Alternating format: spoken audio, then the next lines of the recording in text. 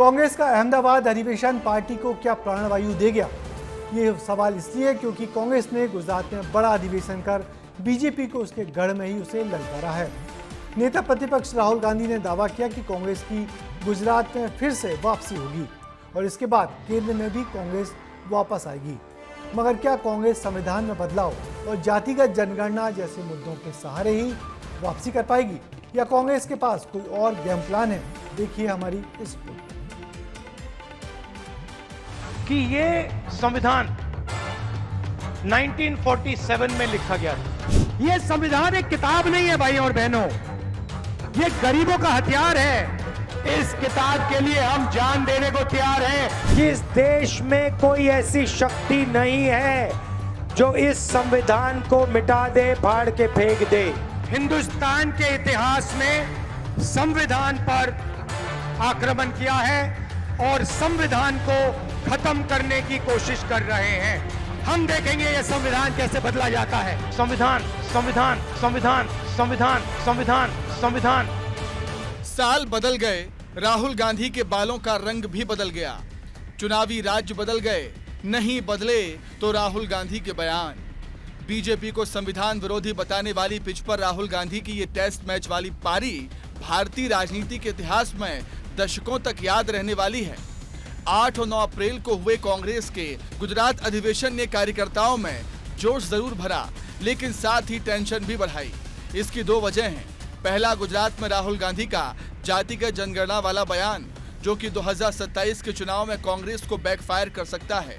दूसरा, संविधान के एजेंडे पर ही 2027 का चुनाव लड़ना, जिस पर कई राज्यों में पार्टी को हार मिली है।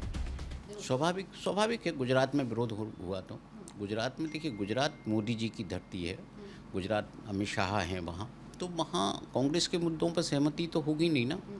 और भाजपा कब सहमत है जातिगत जनगणना पर? वो तो है ही नहीं। तो वो अपने एजेंडे पे आगे बढ़ रही है और उसमें आप देखिए ना कि कास्ट वर्सेस रिलीजन की पॉलिटिक्स है। अधिवेशन में कांग्रेस ने गांधी नेहरू पटेल की विरासत वाली सियासत के एजेंडे पर राजनीति की बिसात जरूर बिछाई हो, लेकिन प्रदेश स्तर के नेता मानते हैं कि कांग्रेस को हराने वाला कोई और नहीं बल्कि खुद कांग्रेस ही है। आप इस दौर में कांग्रेसी हैं जब लोग गद्दारी कर रहे हैं, कांग्रेस पार्टी के साथ बेवफाई कर रहे हैं, चंद दौलत के लिए, चंद सिक्कों की खनक के लिए अपनी पार्टी से गद्दारी करके उस विचारधारा से समझौता कर रहे हैं। उस वक्त आप कांग्रेस का झंडा थाम करके खड़े हैं। आप सिर्फ कांग्रेस के कार्यकर्ता नहीं हैं, इस देश को बचाने वाले आप जो है सेनानी हैं।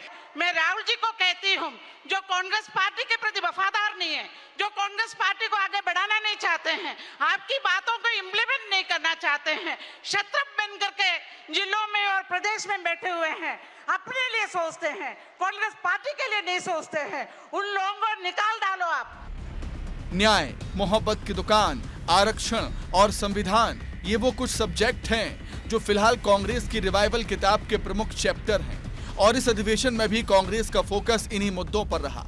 न्याय पथ का नाम लिए कांग्रेस ने 84वें अधिवेशन में Waqf bill, EVM, RSS, Adani Ambani, संविधान पर खतरा, आरक्षण विरोधी सरकार ही मुद्दा रहा।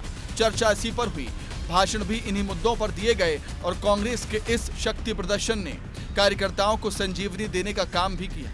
कुछ रणनीति राष्ट्रीय स्तर पर बनेगी तो उसका फायदा अगले लोकसभा चुनाव में। ये जो पूरी लड़ाई है, जो विचार है, वो केवल बिहार के लिए नहीं है, तमिलनाडु के लिए नहीं है, पंजाब के लिए नहीं है। ये उनकी जो पूरा जो प्लानिंग है वह 2029 के लोकसभा चुनाव की। देश के बाद अब मध्य प्रदेश के अधिवेशन की बारी है।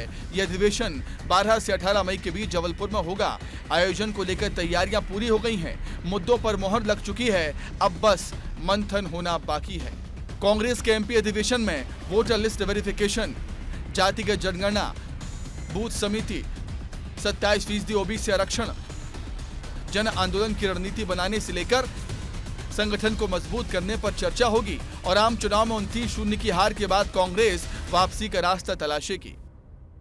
आइडिया आप मध्य प्रदेश ने कहा कि नीचे स्ट्रेंथन करना पड़ेगा ग्राम पंचायत कांग्रेस कमेटी का, मोहल्ला कमेटियां बनानी पड़ेगी नगरीय क्षेत्र में, नए बूथ के अध्यक्ष और वार्ड के अध्यक्ष बनाकर एक समय सीमा तय होगी उम्र की। ब्लॉक अध्यक्ष की उम्र की सीमा तय करते हुए 50 के नीचे 45 के आसपास के लाने हैं। अब इस अधिवेशन से कांग्रेस की टेंशन बढ़ी है या घटी है, ये तो पार्टी के नेता ही जाने, लेकिन मोदी को बनाने वाले गुजरात ने कांग्रेस को वापसी की राह जरूर दिखाई है। ब्यूरो रिपोर्ट, विस्तार न्यूज। तो गुजरात में 25 साल से जमी बीजेपी को हटाना आसान नहीं है।